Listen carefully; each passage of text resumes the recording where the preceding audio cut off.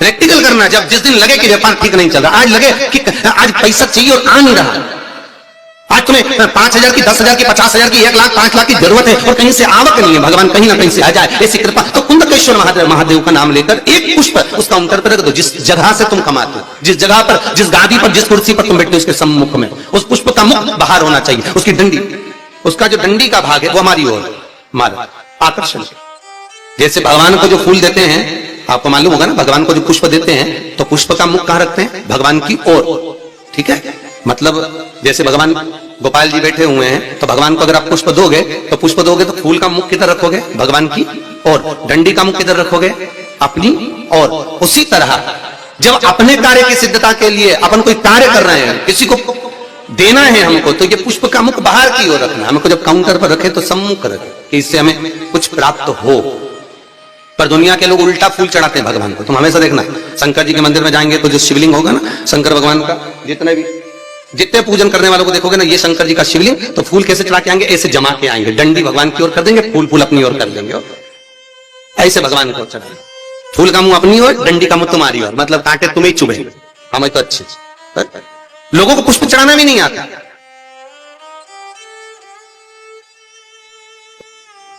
कितने पुष्प भगवान को देना चाहिए? बोलो रे भाई। भगवान को रिझाने के लिए कितने फूल भगवान को देना चाहिए?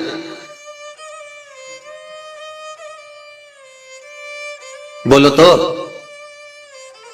कितने पुष्प भगवान को समर्पित करना चाहिए? महाराज, भगवान को कितने पुष्प देना चाहिए रिझाने के लिए? भगवान को, अब यहां से आवाज आई थी, 4 पुष्प भगवान को समर्पित करना चाहिए। कितने पुष्प? 4। बचपन, जवानी, अधेड़ी और बुढ़ापा, 4 अवस्था संवारने के लिए भगवान को 4 पुष्प दिए जाते हैं। पुष्प देते समय, जिस दिन तुम भगवान को पुष्प दे रहे हो उस दिन हमें कुछ भी नहीं कहना, हमारी तरफ से ये पुष्प भगवान से कहे। पुष्प भगवान से क्या कहता है कि भगवान मुझ में जैसी सुगंध है वैसी इसके जीवन में सुगंध देना। पुष्प कहता है भगवान जैसी मुझ में ताजगी है इसके जीवन में वैसी ताजगी देना। पुष्प कहता है भगवान जैसे मेरी पत्तियों में रस है इसके जीवन में खुशियों का रस भर देना। ये पुष्प कहता है भगवान से। हमें नहीं करना भगवान से कुछ। भगवान को पुष्प दे दिया तो भगवान समझ गए। अब पहले कौन सी कंजन कहा शादी में गए थे राम, तो याद आया स्टेज पे ऐसा लड़का घुटना टेक के, हाँ ऐसे तो फूल था, राम ऐसे दे रहा है। तो हमने पूछ लिया भैया ये हमारे यहाँ तो ब्याह में जब भावर होती है उसके पहले जयमाला कराते हैं, माला पिना देते हैं, तो ये फूल मूल का चक्कर तो हमको समझ में ही नहीं आया। तो हमने पूछा ये फूल काय को दिया है? तो कहा गुरु जी समर्पण के लिए दिया। हमने कहा बहुत बढ़िया। तो हमने कहा गोभी का दे देता तो सब्जी तो बन जाता। हम समर्पण के देव मना नहीं है, पर हमारे यहाँ ऐसा विधान नहीं है फूल वगैरह देने का।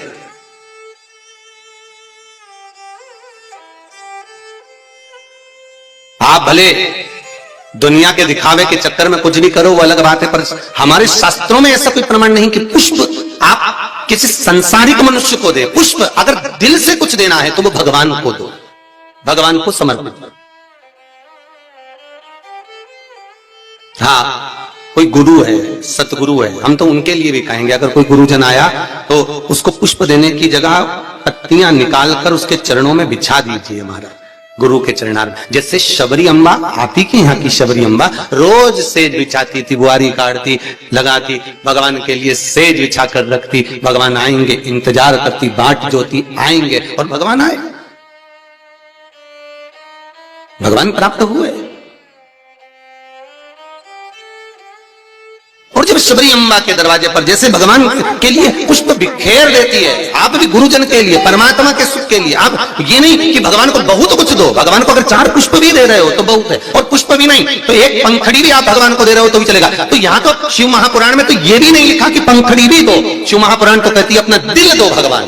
क्या दो?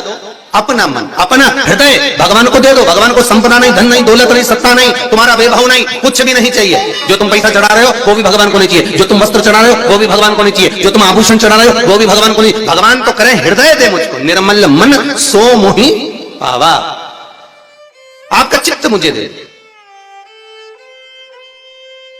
और वो भी अच्छा देना। देखो हृदय भी देना तो अच्छा देना है, और भगवान को वो दो जो भगवान के पास में नहीं है।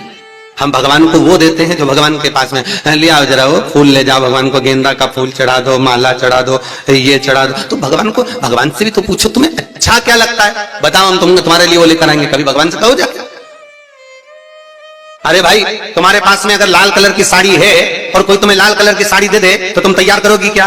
अरे बोलो तो, तुम्हारे पास तो पहले से अलमारी में 25-30 साड़ियां लाल कलर की रखी है, कोई पीली दे दे तो तुम तैयार नहीं करोगे। हाँ, ऐसा कोई कलर हो जो कलर तुम्हारे पास में नहीं है और किसी ने दिया तो तुमने उसमें तुरंत फाल पीको सब लगवा लोगों के तैयारी करके वो तुरंत रख दिया। बोलो रखोगी कि नहीं रखोगी? और मालूम पड़े किसी ने लाल साड़ी दे दी, पीली दे दी, नीली दे दी, जो तुम्हारे पास में पहले से थी और अच्छी साड़ी थी तो तुमने बहू को दे दी। बोलो दी कि नहीं दी? तुम्हारे तो काम आ नहीं रही तो तुमने बहू को दे दी, और अच्छी थी तो बेटी को दे दी। थोड़ी भी साड़ी अगर गड़बड़ थी तो भागवत जी पे चढ़ा दी। ठीक है, तो भागवत पे चढ़ा होता है। कोई ने पूछा था कि गुरुजी ये दुनिया के लोग आरती में ही खोटा सिक्का क्यों चढ़ाते हैं? मंदिर में लोग खोटा सिक्का क्यों चढ़ाते? फटा हुआ नोट, खोटा सिक्का मंदिर में चढ़ाएंगे, धर्म की जगह पर चढ़ाएंगे, अच्छी जगह पर कहीं नहीं देंगे। पर तो हमने कहा भाई सीधी सीधी बात है, जो दुनिया में कहीं नहीं चलता वो इसी के पास चलता। ये निभाता यही है, जिसको सब ठुकरा दे, जिसको सब निकाल दे, जो कहीं ना चले वो महादेव के चरणों में चले। एक बार शंकर के पास पहुंच जा, खोटे सिक्के को भी चपटी भभूत में है खजाना कुबेर का। बताओ वो शमशान की भभूत कहीं चले? अरे बोलो तो कहीं नहीं चले। अगर कोई मुर्दा जलाने जाए तो घर आके नहाए, और पत्नी करे बाहर बाल्टी रखिए नहा लो जा। और अगर ऐसे ही घुस जाए घर में फिर देखो तुम्हें तो अक्ल ही नहीं है, मुर्दा जला के आए हो, पूरी अक्ल वहीं पे छोड़ी आए थे शमशान में। बाहर जाओ नहाओ, कपड़े भी वहीं छोड़ दो, वहीं गीले करो, जिस गाड़ी पर आए हो गाड़ी पर भी पानी डलवाओ, चप्पल भी गीली करो, मोबाइल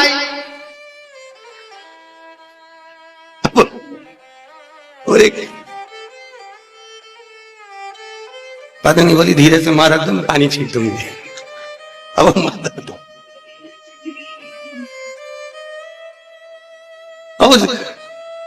विचार करना, वो शमशान की रात कहीं नहीं चले पर एक ही को चले। किसको? महादेव। वो उसके पास ऐसी चले कि वही भस्मी करोड़ों की हो जाती है। दक्षिण मुखी शंख होता है, गणेश शंख होता है, लक्ष्मी शंख होता है, नारायण शंख होता है, महाराज कुबेर शंख होता है, उत्तरवर्ती शंख होता है, भूमि शंख होता है और राक्षस शंख होता है। एक शंख हमारे घर में ऐसा राक्षस शंख, कहीं हम गए बाजार में और हम खरीद कर लिया, तो राक्षस जो शंख होता है जब तक वो घर के अंदर रहता है तब तक घर में अशांति बन ही रहती है।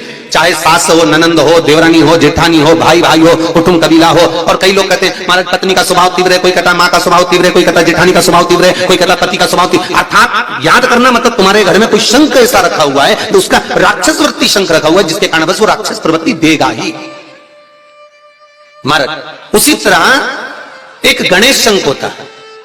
किसी शंख वाले की दुकान पर जाओगे, पूजन वाले की दुकान पर जाओगे तो मिलेगा गणेश शंख होता है, उसको कहना मैं गणेश शंख दो। तो गणेश शंख जो मिलेगा उस शंख की आकृति होती है सूंड जैसा मुड़ा हुआ। तो उस गणेश शंख में पानी डालकर महाराज उसमें एक कमल गट्टा जानते हो, किराने की दुकान पर मिलता है काले कलर का, वो कमल गट्टा उसमें पटक दिया जाता है शुक्रवार के दिन। शुक्रवार, शनिवार और रविवार 3 दिन तक उसमें पानी भरा रहने दे। सोमवार के दिन जिसकी वाणी नहीं है महाराज, जो कि हकला रहा हो, तोतरा बोल रहा हो या बिल्कुल नहीं बोलता हो, वाणी खुली नहीं रही हो महाराज, तो कुंदकेश्वर महादेव का नाम लेकर सुबह सुबह वो सोमवार के दिन उसको कुछ भी बिना खाए पिए उस पानी का आचमन कराइए, उसकी वाणी आना प्रारंभ होगी। और 5 या 7 बार कुंदकेश्वर महादेव का नाम उससे बुलवाइए महाराज, वाणी भी क्लियर होगी, हकलाना बंद होगा और उसकी आवाज बाबा की कृपा से, कुंदकेश्वर की कृपा से पुनः आएगी। कुंदकेश्वर स्मरण, कुंदकेश्वर भगवान का जो नाम जाप है वो सुख प्रदान करता है। हम तो कई व्यापारियों से कहते हैं कि अगर तुम्हें ऐसा लग रहा है कि आज दिन भर से दुकान नहीं चली, व्यापार ठीक नहीं चला, आज इनकम नहीं हुई, आज अच्छा व्यापार नहीं चल रहा है और आपको ऐसा लग रहा है तो रोज रोज ना करिएगा, पर जिस दिन तुम्हें लगे कि आज बिल्कुल व्यापार ठप पड़ा हुआ है उस दिन कुंदकेश्वर महादेव का नाम लेकर एक सफेद फूल काउंटर पर रख दीजिए, शाम तक देख लेना, अपने आप अंतर मालूम पड़ जाएगा। और ये तुम चाहो तो कल से करके देख लेना। इसलिए प्रैक्टिकल जरूर करना, प्रैक्टिकल का जमाना करना चाहिए। एक महाराज जी प्रवचन में कह रहे थे शराब नहीं पीना चाहिए, शराब पीने वाला व्यक्ति, मदिरा पीने वाला व्यक्ति गटर में पड़ा होता है, नाली में पड़ा होता है, मत पियो, ये गंदा नाली का पानी है। उसी में महाराज का पहचान वाला बैठा था, उठ के खड़ा हो गया, ओ महाराज तो इतनी बड़ी बड़ी बात कह रहा, तेरा सग्गा भाई पी के तो नाली में पड़ा। तो हमको ज्ञान दे रहा, तेरे भाई को क्यों नहीं देता? महाराज जी बोले देखो भैया, मैं भी प्रवचन कर रहा हूं, मेरा भाई भी प्रवचन कर रहा है, मैं मुख से समझा रहा हूं, मेरा भाई प्रैक्टिकल करके दिखा रहा है। तुम जैसे समझना चाहो वैसे समझ जाओ, इसलिए प्रैक्टिकल जरूर करना कि अगर लगे कि आज व्यापार, हाँ व्यापार ठीक चले तो बिल्कुल मत करना, और नहीं तो तुम और लोग लालच में करने बैठ जाओ। है तुम होशियार कम हो गई। श्री शिवाय नमस्तुभ्यं।